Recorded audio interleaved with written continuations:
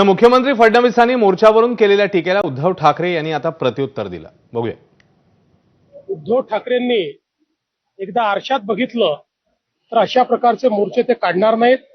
यापूर्वी सांगितलं, उद्धव ठाकरेंनी ज्या घोषणा केल्या त्यांनी 20,000 कोटी रुपयाची कर्जमाफी केली.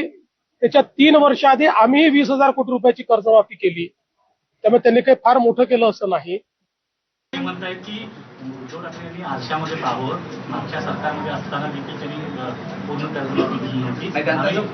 20,000 कोटी. बरे ठीक आहे, मी आरशात बघतो, पण तुम्ही शेतकऱ्याकडे तरी बघा. शेतकऱ्याकडे बघा ना.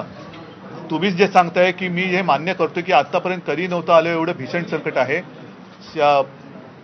देवेंद्र फडणवीसांनी कशात पाहायचा त्यांचा प्रश्न आहे, परंतु माझं जे नागपूरला अधिवेशन झालं होतं मुख्यमंत्री म्हणून, तेव्हा कोणतेही संकट असं नव्हतं. तरी सुद्धा मी कर्तव्य म्हणून माझ्या शेतकऱ्यांना 2 लाखापर्यंतची पीक कर्जमुक्ती केली होती.